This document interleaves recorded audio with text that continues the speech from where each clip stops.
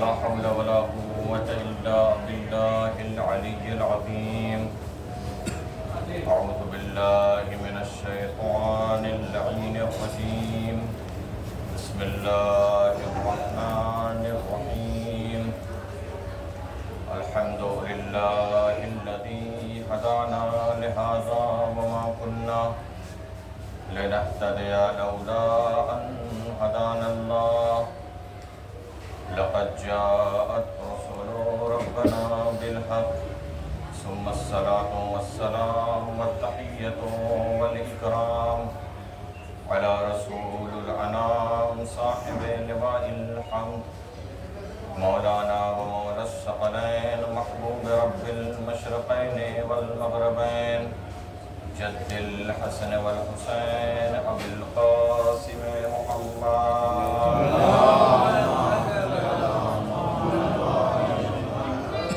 وآله الطيبين الطاهرين المعصومين المظلومين ولعنة الله على أعدائهم أجمعين. أما بعد، فقد قال الله تبارك وتعالى في كتابه الكريم وقوله الحق. بسم الله الرحمن الرحيم. يا أيتها النفس المطمئنة ارجعي إلى ربك راضية مرضية. صلوات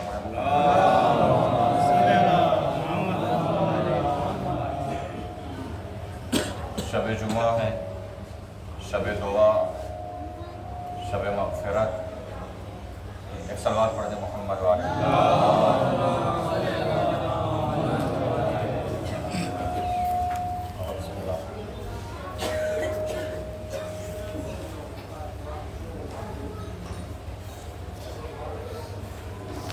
ہمارے بزرگ استاد کی حیثیت سے ہیں. شب جمعہ ہے، شب دعا ہے، شب مغفرت، اور ہم سب کی یہ خوش نصیبی ہے کہ خداوند عالم نے ہمیں آج کی اس شب میں کربلا کی سرزمین عطا کی کہ یہاں پر بیٹھ کر ہم مجلس عزا برپا کر سکیں اور ذکر امام حسین علیہ السلام اور مصائب کربلا کو بیان کر سکیں. قرآن مجید کی مشہور و معروف آیہ کریمہ کہ جس میں خداوند عالم یہ ارشاد فرما رہا ہے کہ یا ایتھا النفس المطمئنہ ارجعی الی ربک راضیۃ مرضیہ، کہ اے نفس مطمئنہ کے مالک پلٹ آ اپنے رب کی طرف اس حالت میں کہ تیرا رب تجھ سے راضی ہو گیا ہے. تو اپنے رب سے راضی ہو جا اور میرے مخلص بندوں میں شامل ہو جا اور میری جنت میں داخل ہو جا. اس آیہ کریمہ کا سب سے بہترین مصداق خود چھٹے امام نے ارشاد فرمایا اپنی حدیث کے اندر کہ مولا حسین ابن علی کی ذات مبارک ہے. صلوات پڑھیں محمد والے.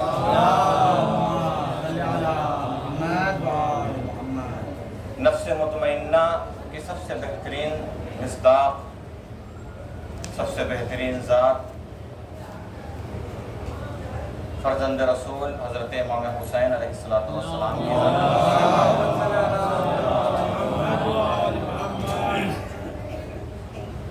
اور چونکہ ابھی کل 40 کا دن گزرا ہے تو اسی چیز کو مد نظر رکھتے ہوئے میں نے آپ کی خدمت میں عرض بھی کیا کہ شب جمعہ ہے اور یہ شب مخصوص ہے بالخصوص، اور بہت زیادہ تاکید بھی ہے مولا حسین کی زیارت کے سلسلے سے. بہت تاکید کی گئی ہے اور خاص کر کے ہم سب کی یہ خوش نصیبی بھی ہے کہ آج کی اس شب میں ہم کربلا معلیٰ میں موجود ہیں.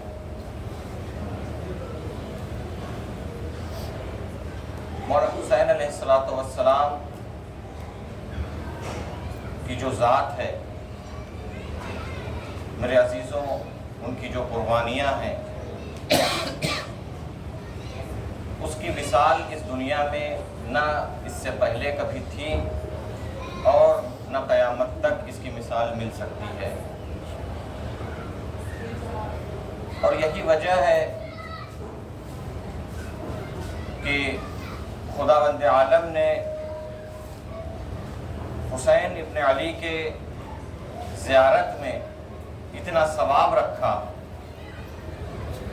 کہ جو بھی حسین کی زیارت کو آئے گا، متعدد روایتیں ہیں اس ذیل میں، متعدد احادیث ہیں معصومین سے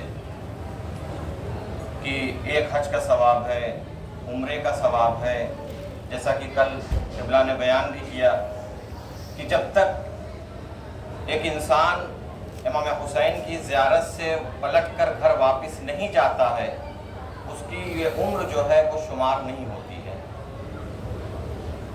جب تک وہ زیارت کے مرحلے میں ہے، چاہے وہ 20 دن کا ہو، 1 مہینے کا ہو، 10 دن کا ہو، 12 دن کا ہو، یہ جو وقفہ ہے یہ آپ کی عمر میں شمار نہیں کیا جائے گا۔ کل کی مجلس میں آپ نے اس بات کو سنا ہوگا۔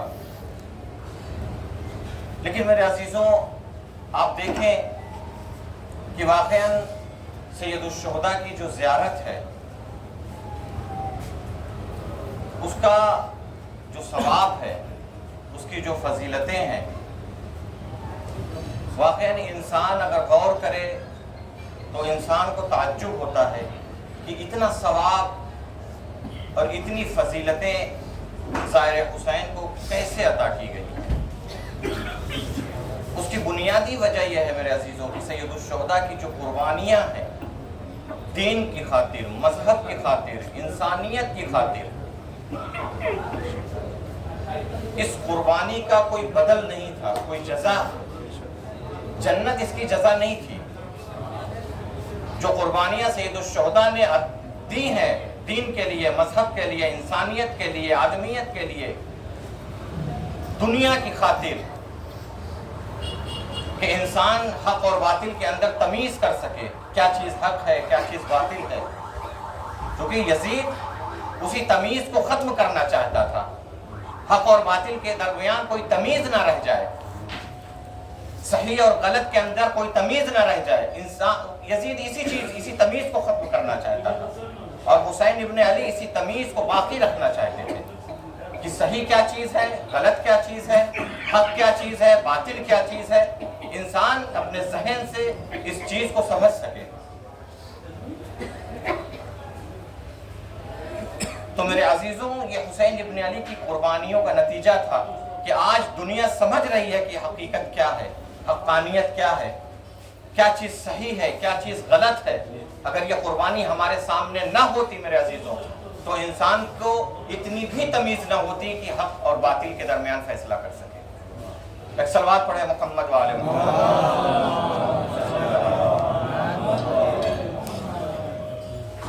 تو یہ میرے عزیزوں، حسین، میں نے آپ کی خدمت میں عرض کیا کہ حسین ابن علی کی جو قربانی ہے اس کی جزا جنت نہیں ہو سکتی تھی، کوثر، سلسبیل، یہ ساری چیزیں نہیں ہو سکتی تھی۔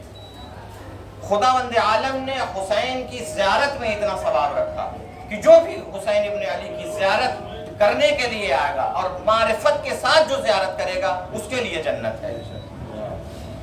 ایسے ہی زیارت کر کے چلے جانا یہ ایک الگ چیز ہے، لیکن بمعرفت زیارت کرنا یہ ایک الگ مرحلہ ہے۔ تو ہم یہاں کے اوپر جو آئے ہیں، اتنے پیسے خرچ کیے، ہم نے وقت اس میں خرچ کیا ہے، ہم نے زحمتیں برداشت کی ہیں، ہم نے قربانیاں دی ہیں، جانفشانیاں دی ہیں، اگر ہم بغیر معرفت کی زیارت کر کے چلے جائیں تو اس میں جنت نہیں ہے میرے عزیزوں۔ جنت اس وقت ملے گی آپ کو جب آپ بامعرفت امام حسین کی زیارت کریں گے۔ اور بعض دفعہ آپ دیکھیں کہ ہمارے ذاکرین اور خطبہ اس چیز کو بیان کرتے ہیں کہ انسان ایک آنسو، حتیٰ کہ مکھی یا مچھر کے پر کے برابر بھی اپنے آنکھ سے آنسو نکال دے ذکر حسین اور مصائب حسین سن کر، تو اس کے لیے بھی جنت ہے، لیکن بامعرفت آنسو ہو، بامعرفت آنسو ہو، بے معرفت نہیں۔ ورنہ تو امام حسین کے مصائب کو سن کر اہل سنت بھی روتے ہیں. جس کے اندر انسانیت کا دل ہے، جس کے پہلو میں آدمیت کا درد ہوگا، ایک ہندو ہے وہ بھی روتا ہے، ایک اہل سنت ہے وہ بھی روتا ہے. لیکن کما حقہ مولا حسین کی معرفت وہی سمجھ سکتا ہے کہ جس کے دل میں ولایت علی ابن ابی طالب ہوگی، جس کے دل میں ولایت علی ابن الحسین اور حسین ابن علی کی ولایت ہوگی. ہر شخص بامعرفت نہیں ہو سکتا ہے میرے عزیزوں. بامعرفت وہ ہوگا جس کے دل میں آل محمد کی محبت ہوگی. اور اس وقت جب ذکر حسین سن کر وہ اپنے آنکھوں سے اشک جاری کرے گا تو یہ اشک اس کی جنت کا ضامن بنے گا. ایک شخص آیا اور آ کر مثلا اتنی دور سے سفر کر کے آیا، اتنے پیسے خرچ کر کے وہ چلا گیا یوں ہی کربلا میں رہ کر کچھ دنوں تک. کوئی معرفت نہیں ہے کس کی زیارت کے لیے جا رہے ہیں، آداب زیارت کیا ہے، کس کا کیا حق ہے، اس حق کو ہم ادا نہیں کر رہے ہیں. صرف کربلا کی سرزمین کے اوپر آئے اور 10 دن رہ کر یہاں سے چلا گیا ایک شخص. یہ زیارت ہے میرے عزیزوں؟ نہیں، یہ زیارت نہیں ہے. سب سے پہلے حسین ابن علی کے حق کو سمجھنا ہوگا، امام کی معرفت اپنے دل میں پیدا کرنی ہوگی. اور جب یہ معرفت ہمارے سامنے ہوگی، یہ حق ہمارے سامنے اجاگر ہو جائے گا، ہم سمجھ لیں گے اور اس کے بعد سید الشہداء کی زیارت کے لیے جائیں گے تو وہ زیارت ہمیں جنت تک لے جائے گی. ایک شخص آیا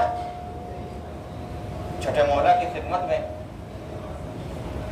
اور اگر اس نے عرض کیا کہ فرزند رسول سوال کرنا چاہتا ہوں آپ سے. امام نے فرمایا ہاں کرو، کیا سوال ہے؟ اس نے کہا مولا یہ بتائیے کہ اس وقت آپ کے جد مظلوم حسین ابن علی کی مصروفیت کیا ہے؟ پہچانیے گا میرے عزیزوں اس روایت سے کہ ایک زائر حسین کی کیا فضیلت ہے. سائل نے سوال کیا صادق آل محمد سے کہ مولا بتائیے اس وقت آپ کے جد مظلوم حسین ابن علی کی کیا مصروفیت ہے؟ امام نے اس کے چہرے کو بہت غور سے دیکھا اور دیکھنے کے بعد ایک جملہ ارشاد فرمایا امام نے فرمایا تیرا وجود بہت چھوٹا ہے لیکن تیرا سوال بہت بڑا ہے. تو نے جو سوال کیا ہے وہ سوال بہت بڑا ہے لیکن اس سوال کے مقابلے میں تیرا وجود بہت چھوٹا ہے. اپنے وجود سے بڑھ کر تجھے سوال کر دیا، لیکن تو نے سوال کیا ہے تو اس در پر جو بھی سوال کرتا ہے اس کو جواب دیا جاتا ہے. اس در سے کوئی خالی ہاتھ واپس نہیں جاتا ہے. امام نے فرمایا سن، ہمارے جد کی مصروفیت تو سننا چاہتا ہے کہ حسین ابن علی کی مصروفیت کیا ہے؟ تو ہمارے جد مظلوم کی روح اپنے جد کے ساتھ، حسین ابن علی کی روح ان کے جد رسول خدا کے ساتھ عرش کے داہنی طرف موجود ہے. وہاں پہ رسول خدا کی روح موجود ہے، ان کے بابا علی مرتضیٰ کی روح موجود ہے، ان کی والد گرامی فاطمہ الزہرا کی روح موجود ہے، ان کے بھائی امام حسن مجتبیٰ کی روح موجود ہے. اور وہاں سے مظلوم کربلا اور پنجتن پاک کی نگاہ دو گروہ کے اوپر مرکوز ہے. توجہ چاہتا ہوں اس جملے کے اوپر. امام نے فرمایا دو گروہ کے اوپر پنجتن پاک کی نظریں مرکوز ہیں. سائل نے سوال کیا مولا وہ دو گروہ کون ہیں؟ امام نے فرمایا دو گروہ، پہلا گروہ عزادار حسین کا گروہ ہے کہ عرش کے داہنی جانب سے پنجتن پاک کی نگاہیں کس کے اوپر ہے؟ عزادار حسین ابن علی کے اوپر ہے. وہاں سے وہ نظر رحمت فرماتے ہیں عزادار حسین ابن علی کے اوپر. اور اس کے بعد سائل نے فرمایا مولا وہ دوسرا گروہ کون ہے؟ امام نے فرمایا وہ دوسرا گروہ زائر حسین ابن علی کا گروہ ہے کہ جہاں سے پنجتن پاک عرش کے داہنی جانب سے حسین ابن علی، ان کے جد مظلوم، ان کی ماں فاطمہ الزہرا، ان کے بابا علی مرتضیٰ، ان کے بھائی امام حسن مجتبیٰ، اس جگہ سے زائر حسین کے اوپر نظر رحمت فرماتے ہیں. لیکن میرے عزیزوں یہاں کے اوپر رک کر ایک جملہ میں کہنا چاہتا ہوں کہ اگر آپ ہندوستان کے اندر موجود ہوتے پاکستان کے اندر موجود ہوتے یا جس کنٹری سے جس کا تعلق ہے وہاں موجود ہوتا وہ شخص وہاں پر عزاداری کرتا تو پنجتن پاک کی نگاہیں عرش معلیٰ سے اس عزادار کے اوپر مرکوز ہوتی، وہاں سے وہ نظر رحمت کرتے. لیکن کربلا معلیٰ کی سرزمین کے اوپر خدا نے آپ کو یہ شرف بخشا ہے میرے عزیزوں کہ ایک ہی وقت میں دو شرف دیا ہے خدا نے کہ ایک وقت میں آپ ظاہر حسین بھی ہے، عزادار حسین بھی ہے. نعرہ حیدری، حیدری، نعرہ بلند، نعرہ سلوات. ایک ہی وقت حسین، لبیک یا حسین، لبیک یا حسین، لبیک یا حسین، لبیک یا حسین، لبیک یا حسین، نعرہ سلوات. ایک ہی وقت میں میرے عزیزو خدا نے آپ کو دوہرا شرف، دو شرف سے نوازا ہے کہ اس وقت آپ مجلس کر کے عزائے سید الشہداء کا انعقاد کر کے ماتم کر کے مجلسیں برپا کر کے عزادار حسین ابن علی ہیں اور سید الشہداء کے زائر بھی ہیں. ایک ہی وقت میں خدا نے دو شرف عطا کیا اور عرش معلیٰ کے داہنی جانب سے پنجتن پاک کی نگاہیں آپ کے اوپر مرکوز ہیں. مولا حسین دیکھ رہے ہیں کہ یہ میرا زائر ہے، وہاں سے سید الشہداء دیکھ رہے ہیں کہ یہ میرا عزادار ہے. چھٹے امام کی ایک اور روایت میری نظروں سے گزری، کامل الزیارات کے اندر یہ روایت موجود ہے. عجیب روایت ہے میرے عزیزوں کہ ایک زائر حسین اپنی اہمیت کو پہچانے، اپنے وقار کو پہچانے، اپنی فضیلت کو پہچانے. چھٹے امام فرماتے ہیں کہ یہ گرد آلود چہرے، یہ وہ چہرے کہ جن کو دھوپ کی تمازت نے جن چہروں کو جھلسا دیا ہے، جن کی رنگت کو بدل دیا ہے. پروردگارہ یہ میری امانت ہے. ظاہر حسین کی طرف متوجہ ہو کر صادق آل محمد فرماتے ہیں کہ پروردگارہ یہ ظاہر حسین کہ جن کے چہرے کو دھوپ کی تمازت نے جھلسا دیا ہے، رنگت ان کی بدل گئی ہے دھوپ کی تمازت کی وجہ سے. ابھی آپ بچی کر کے آ رہے ہیں، گرد آلود چہرے، سر کے اوپر خاک پڑی ہوئی، دھوپ کی تمازت نے ان چہروں کو جھلسا دیا تھا، بدل دیا تھا. صادق آل محمد فرماتے ہیں پروردگارہ یہ میری امانتیں ہیں. حسین ابن علی کا یہ زائر یہ میری امانت ہے پروردگارہ، میں اس امانت کو تیرے سپرد کر رہا ہوں. قیامت کے دن میں اس امانت کو تجھ سے لوں گا. آپ ہم سب صادق آل محمد کی امانت ہیں. صادق آل محمد نے چھٹے امام نے ہمیں آپ کو خدا کے حوالے کر دیا ہے کہ پروردگارہ یہ میری امانتیں ہیں، میں اس امانت کو تیرے سپرد کر رہا ہوں. یوم محشر کا جب ہنگام ہوگا، وہاں کے اوپر جہاں کوئی کسی کا مددگار نہ ہوگا سوائے آل محمد کے، حوض کوثر پر پروردگارہ میں اس امانت کو تجھ سے لوں گا، میں اس امانت کے بارے میں تجھ سے سوال کروں گا. قیامت میں کسی کو سوال کرنے کا حق نہیں ہوگا. بندے خدا سے سوال نہیں کریں گے، خدا صرف اور صرف اپنے بندوں سے سوال کرے گا. لیکن صادق آل محمد زائر حسین کی فضیلت کو بیان کر رہے ہیں کہ اس زائر کی فضیلت یہ ہے کہ پروردگارہ جہاں بندوں کو سوال کرنے کا حق نہیں ہوگا وہاں میں تجھ سے سوال کروں گا اپنی ان امانتوں کے بارے میں کہ یہ امانت ہے، میں نے تیرے حوالے کیا تھا، وہ امانتیں کہاں، مجھے وہ امانتیں چاہیے. آپ صادق آل محمد کی امانت. میرے عزیزو یہاں پر میں ایک جملہ کہنا چاہتا ہوں کہ لوگ کہتے ہیں نا کہ اربعین میں اتنا رش ہوتا ہے. ابھی جیسے کہ اتباع عباسیہ مولا عباس کے حرم کی طرف سے یہ خبر شائع ہوئی کہ تقریباً 2,40,00,000 زائرین نے اس سال زیارت کا شرف حاصل کیا.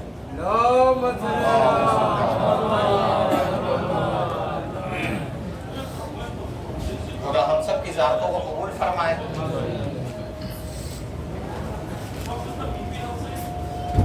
لوگ کہتے ہیں نا جیسے آپ لوگ زری پر جاتے ہیں، بہت بڑی فضیلت ہے. زری تک پہنچ جانا، اپنے ان گناہگار ہاتھوں کو سید الشہداء کی زری کے اوپر رکھ دینا بہت بڑی فضیلت ہے، بہت بڑی فضیلت ہے میرے۔ لیکن یاد رہے کہ جب ہم نے اپنے ان گناہگار ہاتھوں کو سید الشہداء کی زری پر رکھا تو یہ مت سوچئے کہ یہ زری کے اوپر رکھا، ذہن میں یہ خیال رکھیے کہ سید الشہداء کی زری کے اوپر نہیں، ان کے ہاتھ کے اوپر ہم نے اپنا ہاتھ رکھ دیا۔ اور امام کے ہاتھ پر ہاتھ رکھنے کا مطلب آپ جانتے ہیں، گویا سید الشہداء سے عہد کرنا ہے، سید الشہداء سے وعدہ کرنا ہے، سید الشہداء کی زری کے اوپر ہاتھ رکھ کے یہ عہد ہے، یہ پیمان ہے، یہ قسم ہے کہ مولا ابھی تک بہت گناہ کیا تھا، اب یہ ہاتھ گناہگار ہاتھ آپ کی زری پر رکھ کر یہ عہد ہے کہ مولا اب گناہ نہیں کروں گا۔ مولا یہ ہاتھ اس قابل نہیں تھے کہ آپ کی زری تک پہنچتے، اگر آپ کا کرم نہ شامل حال ہوتا تو یہ زری تک کبھی نہیں پہنچ سکتے تھے، یہ قدم اس قابل نہیں تھے کہ نجف سے مشی کر کے کربلا تک پہنچتے۔ اے میرے مولا اگر آپ کا کرم نہ ہوتا تو یہ قدم کبھی پہنچ نہیں سکتے تھے آپ کے حرم مبارک تک، اس لیے کہ آپ کی زری پاک و پاکیزہ ہے، آپ کا وجود طیب و طاہر ہے، آپ انما یرید اللہ کے مصداق ہیں۔ اے میرے مولا ہمیں اس قابل آپ نے بنایا ہے، ہمیں اس لائق آپ کی ذات نے بنایا، ورنہ ہم اس لائق نہیں تھے مولا کہ آپ تک پہنچ سکتے تھے۔ لیکن مولا ہم نے ابھی تک بہت ہم نے بہت گناہ کیا، ہم بہت گناہگار تھے، لیکن ہمیں آپ نے اس لائق بنایا ہے کہ آپ کی زیارت کو آ سکے، آپ کی زیارت کا شرف حاصل ہوا مولا۔ لیکن اب یہ عہد ہے مولا کہ جن ہاتھوں نے ابھی تک بہت گناہ کیا ہے، بہت سے لوگوں کا حق غصب کیا، لیکن آپ کے سامنے یہ عہد ہے، آپ کے زری کے اوپر ہاتھ رکھ کے یہ عہد اور یہ پیمان، یہ قسم ہے کہ اب کبھی کوئی گناہ نہیں ہوگا ان ہاتھوں سے۔ مولا ان پیروں نے بہت گناہ کیا ہے، اب ان پیروں سے کوئی گناہ نہیں ہوگا مولا۔ مولا اس زبان نے بہت غیبتیں کی ہیں، مولا ان زبان نے بہت چغل خوریاں کی ہیں، مولا ان زبانوں سے بہت گناہ کیا ہے، مگر اب آپ کی زیارت کا شرف ان گناہگار زبان سے ہو چکا ہے، اب اس گناہگار زبان سے آپ کی زیارت پڑھ چکا ہوں مولا، اب یہ کہہ چکا ہوں السلام علیکہ یا ابا عبداللہ، ان گناہگار زبان سے کہہ چکا ہوں مولا السلام علیکہ یا ابن رسول اللہ، فرزند رسول۔ آج سے یہ عہد ہے، یہ پیمان ہے، یہ قسم ہے کہ اس زبان سے کبھی کسی کی غیبت نہیں کروں گا، اب کسی کی چغل خوری نہیں کروں گا، اب کسی کی بدگوئی نہیں کروں گا۔ مولا ان نظروں نے نامحرموں کو دیکھا ہے، گندی نظروں سے دیکھا ہے، مگر مولا اب ان نگاہوں نے آپ کی زری کی زیارت کی ہے، فرزند رسول ان نگاہوں نے آپ کے قبے کی زیارت کی ہے، مولا ان نگاہوں نے آپ کی زری اور آپ کے قبر مطہر کی زیارت کی ہے، لہٰذا آج سے ان نگاہوں سے یہ وعدہ ہے کہ کبھی کسی نامحرم کو غلط نظروں سے نہیں دیکھا گا۔ یہ عہد، یہ پیمان، یہ قسم لے کر جائیے گا سید الشہداء کی زری سے، ان کے بھائی ابو الفضل العباس کی زری سے جب رخصت ہوئیے گا، اب بلکہ آج سے ابھی سے شب جمعہ ہے، عہد کیجئے اور قسم کھائیے، یہ عہد اور پیمان ہونا چاہیے ایک عاشق حسین کا، ایک محب حسین کا، ایک سید الشہداء کے زائر کا، یہ عہد، یہ پیمان ہونا چاہیے کہ مولا ابھی تک جو گناہ تھا آپ کی زری سے لپٹ کر، میں جانتا ہوں مولا کہ اگر با معرفت کوئی آپ کی زیارت کر لے تو وہ ایسا ہے کہ جیسے ماں کے شکم سے ایک بچہ باہر آیا ہے، آپ نے اس کو اتنا پاک و پاکیزہ بنا دیا مولا۔ آپ جانتے ہیں کہ امام کی خدمت میں کوئی شخص، جیسے مولا امیر المومنین کی وہ واقعہ ہے موجود، غالباً کوفہ ہی کا واقعہ ہے کہ جب ایک شخص مولا کا چاہنے والا چوری کر کے آیا اور آ کر مولا کے سامنے اقرار کرتا ہے کہ مولا میں نے چوری کی ہے، یہ نہیں کہتا ہے کہ مولا مجھے سزا دیجئے، پہچانیے، مولا کا محب ہے، بمعرفت محب ہے، لیکن یہ ہے کہ بعض اوقات جو ہے گناہ کر جب بیٹھتا ہے انسان۔ وہ آیا جب تو یہ نہیں کہتا کہ مولا مجھے سزا دیجئے میں نے گناہ کیا ہے، بلکہ کہتا ہے کہ مولا میں نے گناہ کیا ہے مجھے پاک کر دیجئے۔ مولا میں گناہگار ہوں، میں نے چوری کی ہے مجھے پاک کر دیجئے۔ اس لیے کہ گناہ کے بعد سزا دینا ہر حاکم کا عمل ہوتا ہے، مگر گناہ کے بعد پاک کرنا صرف اور صرف آل محمد کا حق ہے۔ گناہوں کے بعد سزا دینا یہ ہر حاکم کا فعل ہے، ہر حاکم یہ کام کرتا ہے، گناہوں کے بعد سزا دینا۔ کوئی پاک نہیں کر سکتا سوائے آل محمد کے۔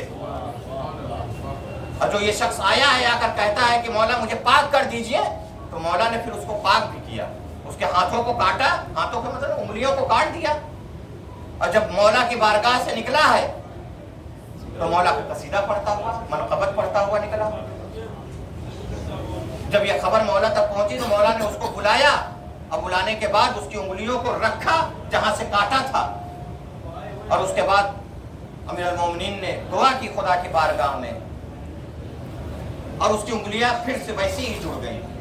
دنیا کا کوئی عام ڈاکٹر جب کسی کا آپریشن کرتا ہے یا کسی چیز کو جوڑتا ہے تو نشان باقی رہتا ہے، لیکن روایت کا فقرہ موجود ہے کہ جب علی کی دعاؤں کے سلسلے سے، علی کی دعاؤں کے صدقے میں اس کی انگلیاں جڑی ہیں تو پہلے ہی جیسی تھی جیسے کٹنے سے پہلے تھی، یعنی اس میں کوئی نشان باقی نہیں تھا۔ تو مولا نے اس کو اس طریقے سے پاک و پاکیزہ بنا دیا میرے عزیزوں کہ کہیں سے کوئی نشان باقی نہیں۔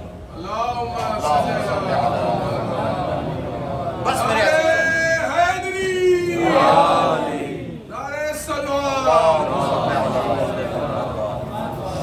ایک روایت اور ہے اور اس کے بعد انشاءاللہ مجلس کو تمام کر دوں گا۔ ایک صلوات پڑھیں محمد وآلہ محمد۔ یہ روایت بھی کامل الزیارات جو کتاب ہے بہت معتبر، بہت اچھی کتاب ہے، اور اس کا اردو ترجمہ بھی ہو چکا ہے، تو انشاءاللہ آپ لوگ بھی اگر چاہیں تو اس کو اپنے گھر میں رکھیں اور اس کا مطالعہ کریں۔ بہت اچھی کتاب ہے، زیارت کے سلسلے سے بہت معتبر اور بہت عمدہ کتاب ہے۔ اسی کے اندر یہ روایت موجود ہے، آخری روایت ہے، اور اس کے بعد مجلس کو تمام کر دوں گا۔ اپنی ایک زائر حسین اپنی اہمیت اور اپنی فضیلت کو پہچانے کہ معصومین کی نگاہوں میں اس کی کیا عظمت ہے، اس کی کیا فضیلت ہے۔ روایت میں ہے، یہ بھی روایت چھٹے امام سے ہے کہ صادق آل محمد نے فرمایا کہ جس وقت ایک زائر حسین اپنے گھر سے قدم کو باہر نکالتا ہے سید الشہداء کی زیارت کے لیے، جیسے ہی وہ قدم کو باہر نکالتا ہے تو صادق آل محمد فرماتے ہیں کہ سید الشہداء اپنی قبر سے کمر تک باہر آ جاتے ہیں۔ توجہ فرمائیے گا میرے عزیزوں روایت کے اوپر، سید الشہداء کمر تک اپنی قبر سے باہر آ جاتے ہیں، اور باہر آنے کے بعد امام حسین علیہ السلام مدینے کا رخ کرتے ہیں اور ہاتھوں کو بلند کرتے ہیں، جیسے دعا میں ہم ہاتھوں کو بلند کرتے ہیں، سید الشہداء ہاتھوں کو بلند کرتے ہیں اور فرماتے ہیں اپنے جد رسول خدا سے کہ اے میرے نانا، اے میرے جد رسول خدا، یہ میرا زائر میری محبت میں اپنی اولاد کو، اپنے بچوں کو، اپنی بیوی کو، اپنے گھر بار کو، اپنے پڑوسیوں کو چھوڑ کر صرف اور صرف میری محبت میں اپنے گھر کو چھوڑ کر آ رہا ہے۔ اے میرے نانا رسول خدا، اے میرے جد رسول خدا، میں اس کے سلسلے سے آپ کی خدمت میں التماس سے دعا کرتا ہوں، میں آپ سے گزارش کرتا ہوں کہ اس زائر کے سلسلے سے دعا کیجئے۔ میں آپ کی خدمت میں التماس کرتا ہوں میرے نانا کہ اس زائر کے سلسلے سے دعا کیجئے کہ خدا اس کو سلامت رکھے، خدا اس کی زیارت کو قبول کر لے، خدا اس کے بچوں کو اپنے حفظ و امان میں رکھے۔ اس کے بعد سید الشہداء نجف اشرف اپنے بابا علی مرتضیٰ کی قبر کی طرف رخ کرتے ہیں، اور رخ کر کے سید الشہداء وہی جملے جو اپنے نانا سے فرماتے ہیں وہی جملے اپنے بابا سے بھی فرماتے ہیں کہ بابا جان یہ میرا زائر ہے، میری محبت میں آ رہا ہے، بابا جان میں آپ سے التماس سے دعا کرتا ہوں، میرے اس زائر کے حق میں دعا کیجئے کہ خدا اسے سلامت رکھے۔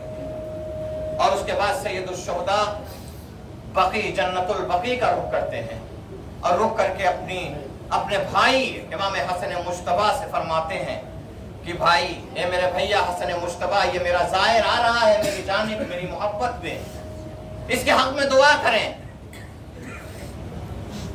روایت تمام ہو گئی میرے عزیزوں, روایت ختم ہو گئی یہیں کے اوپر.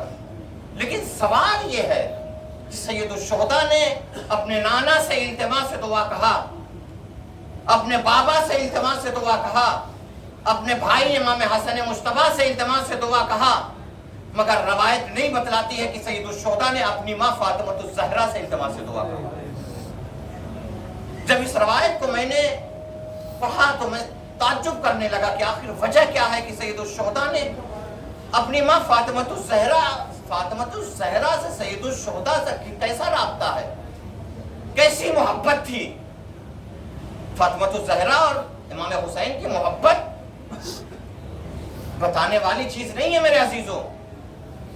اتنی گہری محبت, اتنی گہری انسیت تھی سید الشہداء سے فاطمۃ الزہرا کی, اور فاطمۃ الزہرا کی سید الشہداء سے, کہ اگر سید الشہداء نے کہہ دیا تھا کہ جب تک ماں نہیں بلائے گی میں نہیں آؤں گا, تو جو روح بدن سے خارج ہو گئی تھی, نکل گئی تھی, قدرت نے اس روح کو دوبارہ بدن میں پلٹا دیا کہ تاکہ حسین کی خواہش کی تکمیل ہو سکے. اور بندے کفن ٹوٹ گئے تھے فاطمۃ الزہرا کے. آپ سنتے آتے ہیں مجلسوں میں, اتنی محبت تھی سید الشہداء کو فاطمۃ الزہرا سے, اور فاطمۃ الزہرا کو سید الشہداء سے. مگر مجھے تعجب ہوا کہ سید الشہداء نے اپنے جد رسول خدا سے التماس سے دعا کہا, اپنے بھائی سے کہا, اپنے بابا سے کہا, مگر اپنی ماں فاطمۃ الزہرا سے نہیں کہا کہ مادر گرامی میرے اس زائر کے حق میں دعا کریے. آخر وجہ کیا ہے؟ وجہ اس کی میرے عزیزوں ملی شیخ قلینی علیہ الرحمہ کی کتاب اصول الکافی میں. اس میں صادق آل محمد نے اس سوال کا جواب دیا. امام نے فرمایا کہ فاطمۃ الزہرا, حسین اپنی ماں فاطمۃ الزہرا سے اس لیے التماس سے دعا نہیں کہتے, اس لیے نہیں کہتے. امام نے فرمایا کہ ان فاطمۃ بنت محمد تحضر فی کربلا وتدعو الی زوار الحسین ابن علی. اس لیے فاطمۃ الزہرا سے اپنی ماں سے التماس سے دعا نہیں کہتے ہیں حسین ابن علی کی. ادھر ظاہر حسین اپنے گھر سے نکلتا ہے اور فاطمۃ الزہرا جنت البقیع چھوڑ کر مدینے سے کربلا کی سرزمین پر آ جاتی ہے. اپنی عظمت کو پہچانیے ظاہر حسین ابن علی. تحضر فی کربلا, حسین کی دکھیاری ماں حسین کے ظاہر کے استقبال میں زمین کربلا پہ پہلے سے موجود ہوتی ہے کہ میرے حسین کا ظاہر آ رہا ہے. اور صرف آتی نہیں ہے, امام فرماتے ہیں وَتَدْعُو إِلَىٰ زَوَّارِ الْحُسَيْنِ ابن علی, بلکہ ہاتھوں کو بلند کر کے فاطمۃ الزہرا حسین ابن علی کے ظاہروں کے حق میں دعا فرماتی ہے.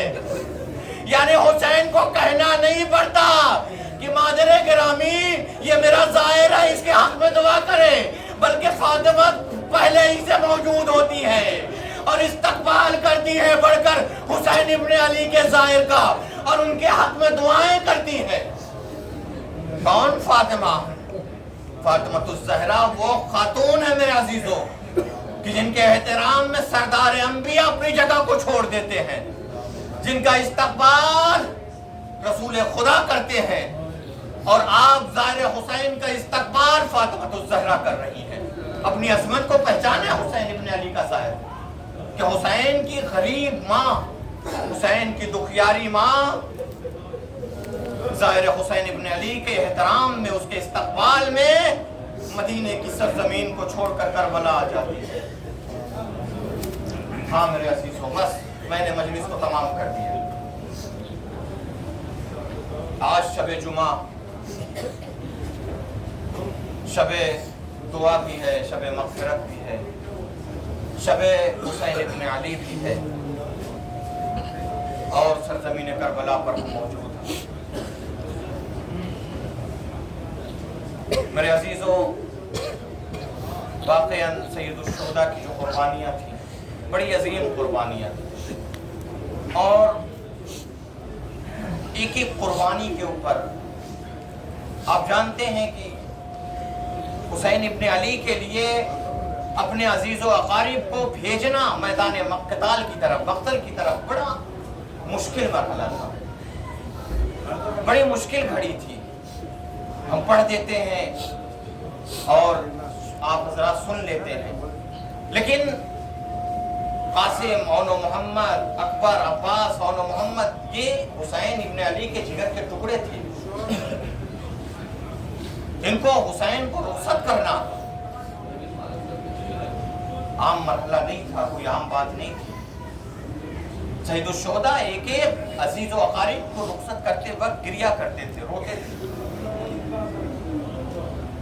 یا اون و محمد جا رہے ہیں، یا قاسم جا رہے ہیں، یہ عباس جا رہے ہیں۔ آپ جانتے ہیں کہ جب عباس گئے ہیں اہل حرم سے رخصت ہو کر دریا کی جانب، تو حسین کے خیمے میں اندھیرا چھا گیا۔ کیوں؟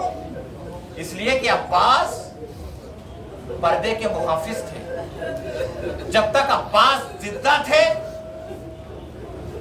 زینب کی چادر سلامت تھی، جب تک عباس زندہ تھے سکینہ کی آس بندھی ہوئی تھی، جب تک عباس زندہ تھے حسین کا قوت بازو تھا۔ ادھر عباس گئے اور حسین کے خیمے میں اندھیرا چھا گیا۔ اب کوئی کسی سے باتیں نہیں کر رہا ہے، بڑی ڈھارس تھی عباس سے۔ عباس بھی رخصت ہو گئے، جوان بیٹے کو بھی حسین نے رخصت کر دیا، اور رباب کی وہ امانت کہ جو حسین کی حقانیت اور صداقت کی سب سے بڑی دلیل، وہ بھی حسین کے ہاتھوں پر تیر کھا کر دنیا سے رخصت ہو گیا۔ میرے عزیزوں، آخری مرحلہ ہے، حسین رخصت ہو کر جب خیمے سے خود باہر نکلے ہیں تو آپ جانتے ہیں کہ حسین کی 4 سالہ بچی کہ جسے سکینہ کہتے ہیں، بچی نے پڑھ کر بابا کے دامن کو پکڑ لیا، بابا کے دامن کو پکڑ لیا سکینہ نے، کہا بابا میں آپ کو جانے نہیں دوں گی، بابا جو صبح سے گیا وہ واپس نہیں آیا ہے۔ بابا قاسم گئے، اون و محمد گئے، چچا عباس گئے، بھیا علی اکبر گئے، مگر کوئی واپس نہیں آیا۔ اے میرے بابا ہمیں کس کے سہارے چھوڑ کر جا رہے ہیں؟ سکینہ بابا کا دامن پکڑے کھڑی رہی، حسین پیچھے ہٹتے چلے گئے، سکینہ کے ہاتھ میں بابا کا دامن مختصر ہوتا چلا گیا، ادھر سکینہ کے ہاتھ سے دامن چھوٹا، سکینہ زمین پر بیٹھ گئی، سکینہ زمین پر بیٹھی۔ حسین نے آواز دی، اے میری بیٹی آج سے یتیموں کی طرح جینا سیکھ لو۔ 4 برس کی مظلومہ بیٹی کیا سمجھتی یتیم کسے کہتے ہیں؟ کہا بابا یتیم کسے کہتے ہیں؟ حسین نے کہا اے بیٹی ابھی نہیں سمجھو گی یتیم کسے کہتے ہیں، جب رخسار پہ تماچے لگے تب سمجھنا یتیم ہو گئی، جب خیمے جلنے لگے تب سمجھنا یتیم ہو گئی، جب ردائیں چھننے لگے تب سمجھنا یتیم ہو گئی۔ حسین مقتل میں چلے گئے، تھوڑی دیر گزری تھی کہ شمر کا تماچا سکینہ کے رخسار پر پڑا، ردائیں چھینی جانے لگی، خیمے جلنے لگے، بچی مقتل کا روح کر کے کہتی تھی بابا اے بابا کیا تیری سکینہ یتیم ہو گئی؟ اجرکم من اللہ، خدا آپ کو کوئی غم نہ دے سوائے غم سید الشہداء کے۔ ہاں میرے عزیزوں، کربلا کی سرزمین پر بیٹھے ہیں، رونے میں کوتاہی نہ کریے گا، ابھی 40 کا دن گزرا ہے۔ ہاں میرے عزیزوں 40 کا دن ہے، زینب اپنے بھائی کا چہلم کرنے کے لیے کربلا آ رہی ہے، مگر زینب سے پہلے نبی کا بوڑھا صحابی جابر ابن عبداللہ الانصاری کربلا کی سرزمین پر موجود ہیں. ان کے ساتھ عطیہ نامی ایک شخص کوفے کا رہنے والا ان کے ساتھ ہے. جابر نے غسل انجام دیا, پاک و پاکیزہ لباس زیب تن کیا. آخری جملے ہیں میرے عزیزوں, مجلس تمام ہو جائے گی. اور عطیہ سے فرمایا, عطیہ مجھے کچھ نظر نہیں آتا ہے, تو جانتا ہے میں نابینا ہوں, مجھے نہیں معلوم ہے سید الشہداء کی قبر کہاں ہے. اے عطیہ مجھے سہارا دے کر سید الشہداء کی قبر تک پہنچا دے. عطیہ نے سہارا دیا, سہارا دے کر سید الشہداء کی قبر پر پہنچے. 3 مرتبہ بلند آواز سے آواز دی, یا حسین یا حسین یا حسین. یہ کہہ کے گش کھا کر جناب جابر ابن عبداللہ الانصاری سید الشہداء کی قبر پر گر گئے. عطیہ نے پانی کی چھینٹیں دی. جب ہوش آیا ہے تو ایک مرتبہ جابر فرماتے ہیں, حسین اے میرے محبوب, اے میرے حبیب, تم مجھ سے سوال کیوں نہیں, تم میری سوالوں کا جواب کیوں نہیں دیتے. اے حسین تیرا محبوب جابر آیا ہے, اے حسین تیرا دوست جابر آیا ہے, مجھ سے باتیں تو کرے. مگر جب کوئی خبر سے جواب نہ آئی تو جابر نے آواز دی, حسین میں جانتا ہوں تم کیوں مجھ سے باتیں نہیں کرتے ہو. ارے جس کی رگوں کو ظالموں نے کاٹ دیا ہو وہ کیسے باتیں کر سکتا ہے. اے حسین ارے میں نے سنا ہے کہ ظالموں نے تیرے سر و تن میں جدائی کر دی. اے حسین ارے تیرا جسم نازنین کربلا کی جلتی ہوئی زمین پہ پڑا رہا اور تیرے سر کو کوفہ اور شام کے بازاروں میں پھرایا گیا. تیری بہنیں تیری بیٹیاں ساتھ ساتھ تھی, منادی کی ندا تھی, یا اہل کوفہ و شام هذه السمایا من بنات رسول اللہ. اے کوفہ اور شام والوں آؤ دیکھو یہ نبی کی نوازیاں, علی کی بیٹیاں, فاطمہ کی لخت جگر, آؤ آکے ان کا تماشا دیکھو.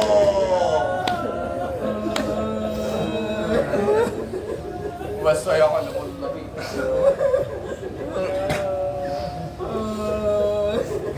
إِنَّا لِلَّهِ وَإِنَّا إِلَيْهِ رَاجِعُونَ. رَضًا رَمَضَائِهِ وَتَصْدِيقًا بِعَمْدِ. پروردگارہ بحق محمد وآل محمد مجلس عزا کو قبولیت کا شرف عنایت فرما. پروردگارہ جو بیمار ہوں تو بیمار کربلا کے صدقے میں شفاء کاملہ و عاجلہ عنایت فرما. پروردگارہ جو مقدوش عنایت فرما. پروردگارہ زائرین کی زیارتوں کو قبول فرما لے, ہماری زیارت کو آخری زیارت. پروردگارہ ہمیں سید الشہداء کی بامعرفت زیارت کرنے کی توفیق عنایت فرما. پروردگارہ ہم گناہگار ہیں, ہمارے گناہوں کو بخش دے. پروردگارہ ہمیں توفیق دے کہ جب یہاں سے پلٹ کر جائیں تو پاک و پاکیزہ رہ سکے. پروردگارہ تجھے محمد والے محمد کا واسطہ ہمارے علماء بزرگوں کا سایہ ہمارے سروں پر باقی رکھنا. پروردگارہ تجھے محمد والے محمد کا واسطہ مومنین جو اس دنیا میں نہیں ہیں ان کی مغفرت فرمانا. پروردگارہ جہاں بھی شیعان حیدر کرار ان کی جان مال عزت آبرو کی حفاظت فرمانا. پروردگارہ انہی مجلس اعزا کا واسطہ, انہی آنسوؤں کا واسطہ, پروردگارہ سید الشہداء کی مظلومیت کا واسطہ, وارث کربلا امام زمانہ کے ظہور میں تعجیل عنایت فرما. ہم کو ان کے ناصرین میں شمار فرما. ربنا تقبل منا انک انت